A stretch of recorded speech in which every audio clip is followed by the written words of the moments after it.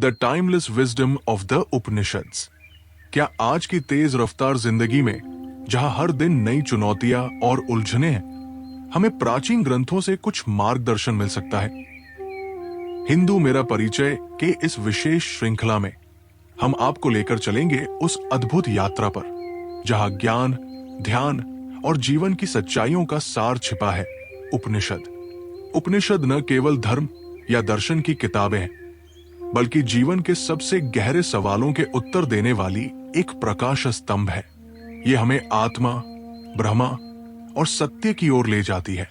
इस श्रृंखला में हम इन प्राचीन शिक्षाओं को आधुनिक समय की समस्याओं और चुनौतियों के साथ जोड़ेंगे।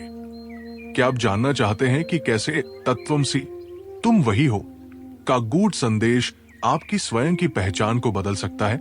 या फिर सत्यवद, धर्मचर, सत्य बोलो, धर्म का पालन करो का संदेश कैसे आज के जीवन में लागू किया जा सकता है? तो आइए जुड़े हमारे साथ और इस यात्रा की शुरुआत करें। नचिकेता और यमराज की कथा, आत्मा और मृत्यु के रहस्य की गहन व्याख्या। परिचय।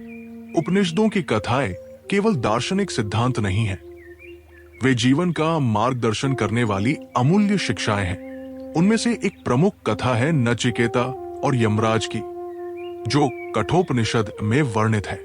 ये कहानी सत्य, आत्मा और मृत्यु के रहस्यों को समझने के साथ साथ मानव जीवन के उद्देश्य को परिभाषित करती है। नचिकेता, एक जिज्ञासु बालक, न केवल मृत्यु के देवता से प्रश्न करता है, बल्कि आत्मज्ञान के शिखर तक पहुंचने का मार्ग भी दिखाता है। इस कथा की गहराई, दर्शन और शिक्षाएं हर युग में प्रासंगिक है। वाजश्रवा और नचिकेता। ये कथा वाजश्रवा, एक ऋषि, और उनके पुत्र नचिकेता से शुरू होती है। वाजश्रवा ने एक यज्ञ आयोजित किया, जिसमें उन्होंने अपनी संपत्तियां दान करने का संकल्प लिया। लेकिन उनके दान में पवित्रता और निस्वार्थता का अभाव था। उन्होंने केवल बूढ़ी और निर्बल गायों का दान दिया, जो किसी भी कार्य के लिए उपयोगी नहीं थी। युवा नचिकेता ने यह देखकर अपने पिता से पूछा, पिताजी, आपने ये यज्ञ क्यों किया है? क्या ऐसे दान से पुण्य प्राप्त होगा? और मुझे किसे दान देंगे? वाजश्रवा ने गुस्से में आकर कहा, तुझे मृत्यु को दान करता हूं। यद्यपि ये शब्द आवेश में कहे गए थे, लेकिन नचिकेता ने इसे सत्य मान लिया। वो समझ गया कि उसका कर्तव्य अब यमराज के पास जाना है। उसने अपने पिता को प्रणाम किया और यमलोक की ओर प्रस्थान किया। नचिकेता की यमलोक यात्रा। नचिकेता की यात्रा कठिन और अज्ञात थी। एक बालक होते हुए भी उसमें अद्भुत धैर्य और साहस था। उसने यमलोक के द्वार पर पहुंचकर यमराज की प्रतीक्षा की। यमराज उस समय अपने लोक में उपस्थित नहीं थे और नचिकेता को 3 दिनों तक बिना अन्न जल के वहीं खड़ा रहना पड़ा। जब यमराज लौटे और नचिकेता को 3 दिनों तक प्रतीक्षा करते देखा, तो वे उसकी निष्ठा और धैर्य से प्रभावित हुए। उन्होंने उसे प्रसन्न करते हुए कहा, वत्स, तुम्हारी तपस्या और निष्ठा अनुकरणीय है। मैं तुम्हें 3 वरदान मांगने का अवसर देता हूं।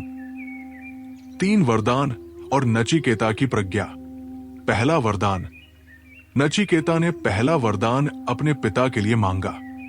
उसने कहा, हे यमराज, मेरे पिता मेरे जाने से दुखी है। मैं चाहता हूं कि जब मैं लौट कर जाऊं, तो उनके हृदय में शांति और संतोष हो। यमराज ने इस वरदान को तुरंत स्वीकार कर लिया और कहा, तुम्हारे पिता प्रसन्न और शांत चित्त होंगे।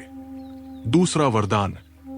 दूसरे वरदान में नचिकेता ने यज्ञ की अग्नि का रहस्य जानने की इच्छा प्रकट की। उसने यमराज से कहा, मुझे वो ज्ञान दीजिए जिससे मैं जान सकूं कि यज्ञ के माध्यम से आत्मा की शुद्धि और ब्रह्मा तक कैसे पहुंचा जा सकता है। यमराज ने उसे अग्नि का रहस्य समझाया और कहा, यह ज्ञान आज से नचिकेता अग्नि कहलाएगा। उन्होंने नचिकेता को यज्ञ के सही स्वरूप और उसकी महत्ता का विस्तार से ज्ञान दिया। तीसरा वरदान। तीसरा वरदान सबसे महत्वपूर्ण था। नचिकेता ने यमराज से पूछा, मृत्यु के बाद क्या होता है? क्या आत्मा का अस्तित्व रहता है? या ये समाप्त हो जाती है? कृपया मुझे आत्मा और ब्रह्मा का सत्य बताइए। यह प्रश्न इतना गूढ़ था कि यमराज ने उसे टालने की कोशिश की। उन्होंने कहा, यह एक जटिल और गहन विषय है। इसके बदले में मैं तुम्हें धन, ऐश्वर्य और लंबी आयु दे सकता हूं। जो चाहे मांग लो, लेकिन यह प्रश्न मत पूछो। लेकिन नचिकेता ने कहा, हे यमराज, धन और सुख क्षणिक है। ये मुझे सत्य तक नहीं ले जा सकते। मैं केवल वही जानना चाहता हूं जो शाश्वत है। कृपया मुझे आत्मा का ज्ञान दीजिए। यमराज का उपदेश। यमराज ने अंततः नचिकेता की जिज्ञासा को स्वीकार किया और आत्मा, ब्रह्मा और मृत्यु के रहस्यों का विस्तार से वर्णन किया। आत्मा की अमरता। यमराज ने कहा, आत्मा न जन्म लेती है न मरती है। ये अविनाशी और अनंत है। आत्मा किसी भी भौतिक वस्तु से परे है और इसे न तो जलाया जा सकता है न ही काटा जा सकता है। ये आत्मा ही सृष्टि का आधार है। उन्होंने उपदेश दिया, न जायते म्रियते वा कदाचित। आत्मा न जन्म लेती है और न मरती है। ये शाश्वत है। श्रेयस और प्रेयस। यमराज ने नचिकेता को 2 मार्गों के बारे में बताया। श्रेयस, ये वो मार्ग है जो आत्मा की मुक्ति और ब्रह्मा की प्राप्ति की ओर ले जाता है। प्रेयस, ये इंद्रियों के सुख और भौतिक वासनाओं की ओर ले जाता है। यमराज ने नचिकेता को श्रेयस मार्ग अपनाने की सलाह दी, जो कठिन लेकिन स्थायी सुख देता है। ब्रह्मा का अनुभव। यमराज ने समझाया कि ब्रह्मा सृष्टि का मूल है। इसे देखा नहीं जा सकता, केवल अनुभव किया जा सकता है। ध्यान, आत्मचिंतन और सत्य का पालन ब्रह्मा को जानने का मार्ग है। आधुनिक संदर्भ। ये कथा आज के युग में भी उतनी ही प्रासंगिक है। धैर्य और निष्ठा। नचिकेता का 3 दिनों तक प्रतीक्षा करना हमें सिखाता है कि सच्चे ज्ञान के लिए धैर्य और तपस्या आवश्यक है। सत्य की खोज। नचिकेता ने सांसारिक सुखों को ठुकराकर आत्मा और ब्रह्मा का सत्य चुना। यह हमें प्रेरित करता है कि जीवन के ऊंचे उद्देश्य को प्राथमिकता दे। श्रेयस और प्रेयस का चुनाव। आधुनिक जीवन में नैतिकता और भौतिकता के बीच संघर्ष होता है। ये कथा सिखाती है कि हमें श्रेयस मार्ग अपनाकर दीर्घकालिक शांति और संतोष प्राप्त करना चाहिए। आत्मा की अमरता। मृत्यु का भय आज भी लोगों को चिंतित करता है। ये कथा हमें सिखाती है कि आत्मा अमर है और जीवन एक अनंत यात्रा है। निष्कर्ष। नचिकेता और यमराज की ये कथा केवल एक कहानी नहीं, बल्कि जीवन की एक गहन व्याख्या है।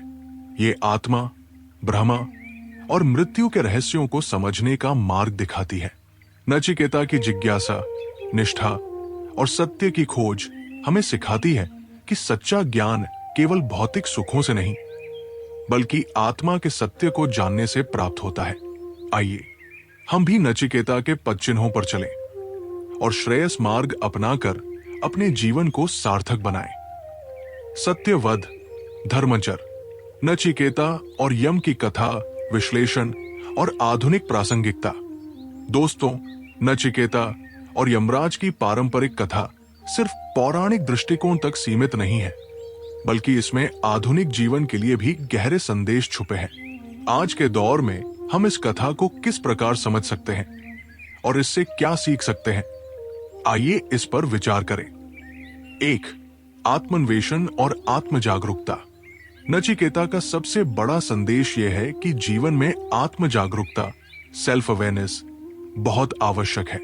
आज जब लोग बाहरी दिखावे और भौतिक सुख सुविधाओं में उलझे हुए हैं, नचिकेता हमें सिखाते हैं कि आंतरिक खोज, इनर एक्सप्लोरेशन से ही वास्तविक शांति प्राप्त होती है। 2. सही और गलत का निर्णय। आज की दुनिया में जहां नैतिकता और मूल्यों को अक्सर अनदेखा किया जाता है, नचिकेता हमें सही और गलत का विवेकपूर्वक निर्णय लेने की प्रेरणा देते हैं। चाहे करियर हो या व्यक्तिगत जीवन, सच्चाई और ईमानदारी की राह कठिन हो सकती है, लेकिन दीर्घकालिक सफलता के लिए यही आवश्यक है। 3. धैर्य और अनुशासन।